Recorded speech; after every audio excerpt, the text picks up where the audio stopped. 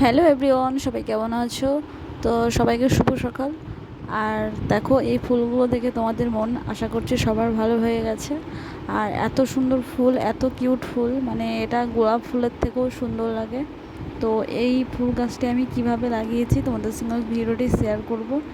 আর এই ফুলগুলো হতে আমার কমসে কম সম্পূর্ণ গাছটা তৈরি করতে 1.5 মাস তো লেগেছেই সময়।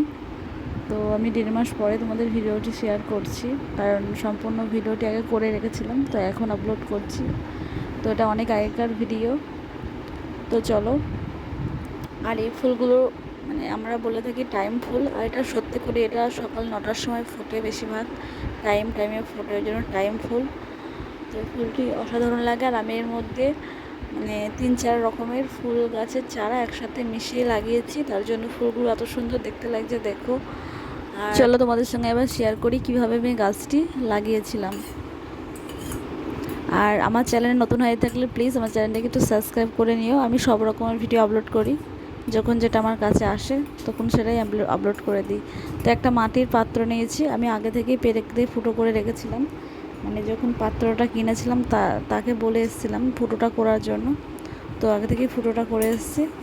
তো এইখানে আমি 3টি গাছের চারা নিয়েছি, 2টো চারা কিনেছি আর একটা আমার পাশের বাড়ি থেকে নিয়েছি। আর এই মাটির ভেতরে শুধু মাটি দেয়নি, এর মধ্যে সাদা বালি একটু অল্প পরিমাণে মিশিয়ে নিয়েছি আর একটু সার মিশিয়ে নিয়েছি। তো ভালোভাবে মাটিটা চারি সাইডে দিয়ে গাছগুলো বসিয়ে দেব।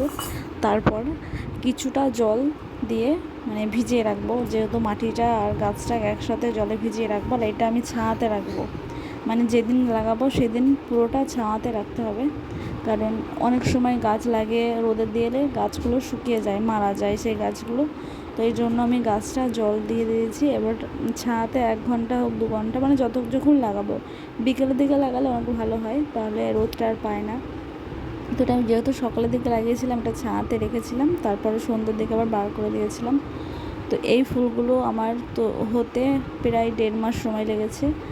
আর দেখো আমার ওই গাছটাতে এত সুন্দর ফুল হয়েছে। তো ফুলগুলো তোমাদের সত্যি ভালো লেগে থাকলে কমেন্টে তোমরা এই ফুলটাকে কী নামে জানো অবশ্যই জানাবে।